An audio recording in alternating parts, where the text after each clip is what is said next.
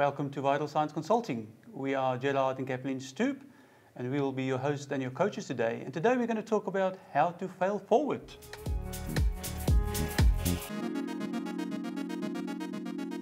Quote. I think the quote was originally by John Maxwell.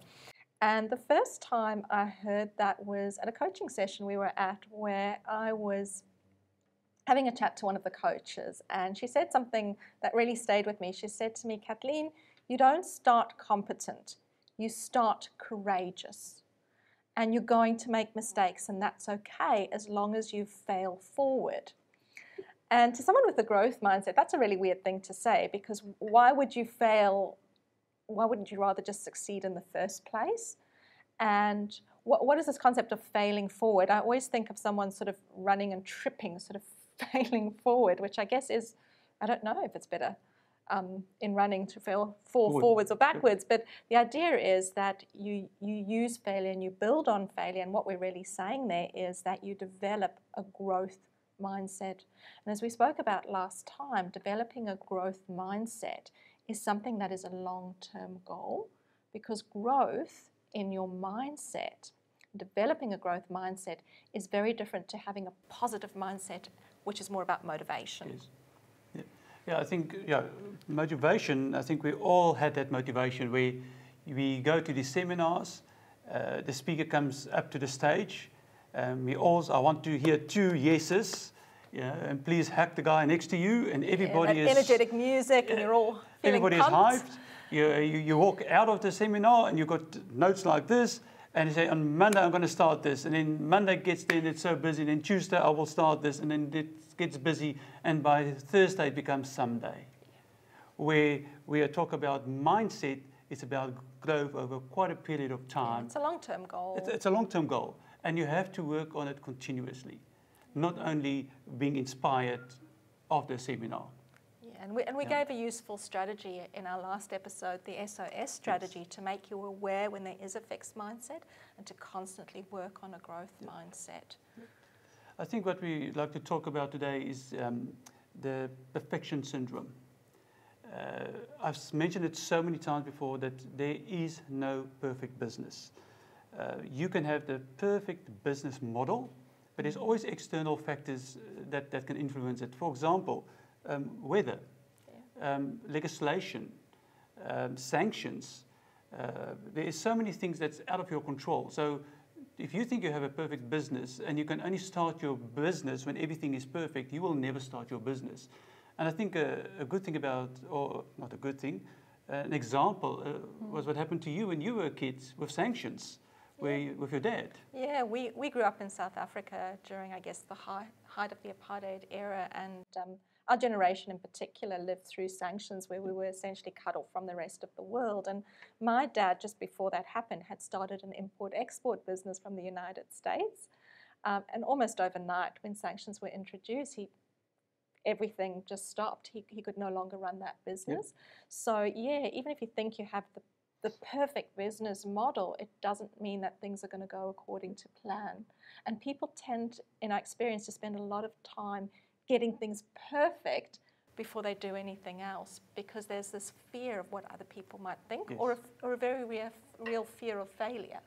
Well, and again, if you have a growth mindset, that is not too much of an issue, because with a growth mindset, I'm going to do it. If something happens, we're going to SOS, we're going to stop. What's happening here? What is your strategy? And we can change direction. Where again, if you have a fixed mindset, that can't happen. So the perfect business does not exist.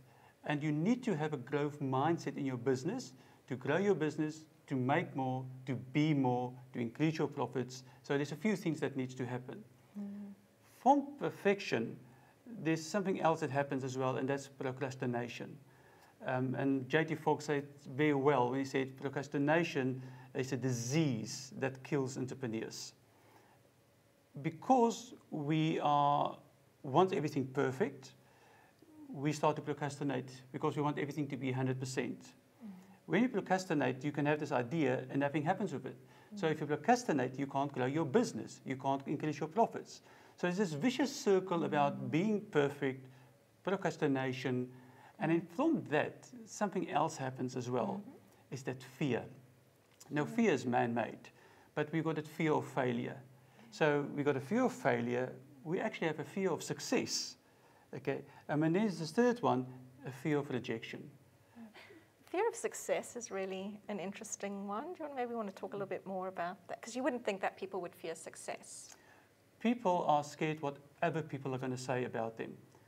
If they get successful, suddenly you might have different friends, or suddenly you have that family members that you never knew of. And people are scared what people will think about them or say about them, especially with social media at the moment. So people are scared of what will happen if I become successful. And I've heard it from a few clients. There's not only one. So the fear of success is quite real.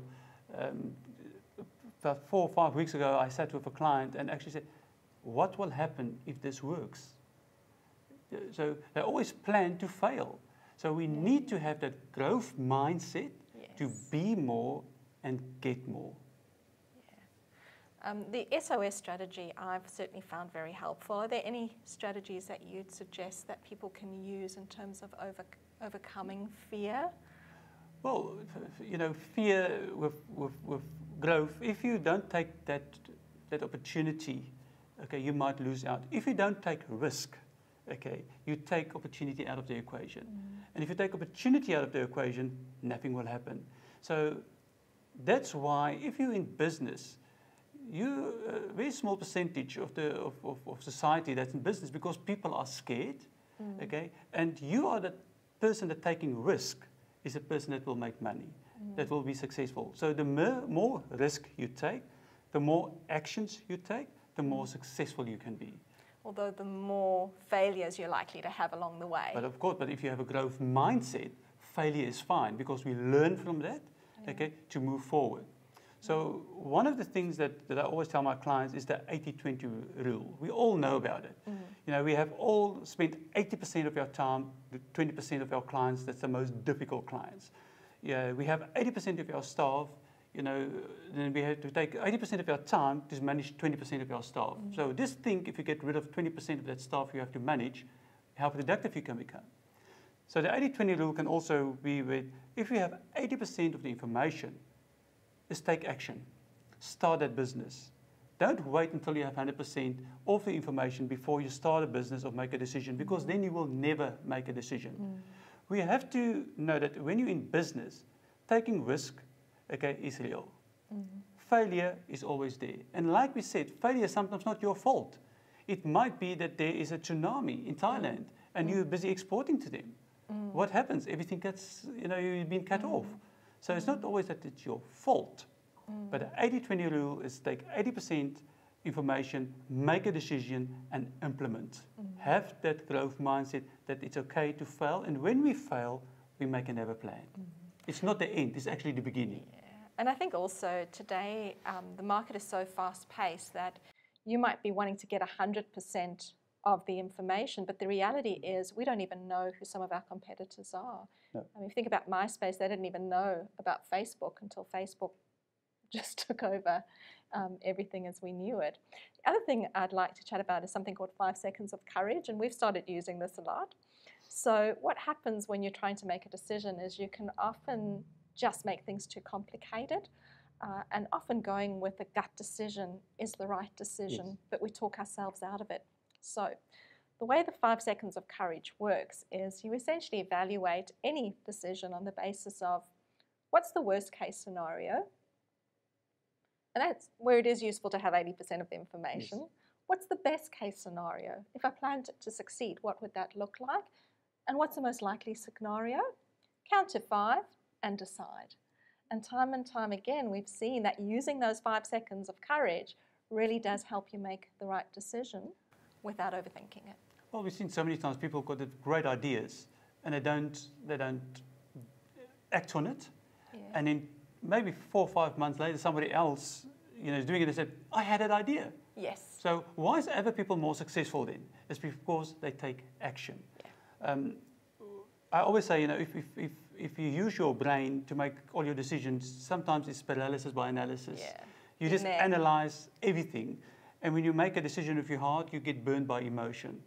So with your information, use your gut feeling, act, implement, grow, be more, grow your profits, but nothing will happen when you have that fixed mindset to say, I'm scared to fail. Yeah. I want everything to be perfect, because there is no perfect business. So in other words, keep taking action, keep failing, but just be sure to fail forward. If you like what you heard, please hit the subscribe button.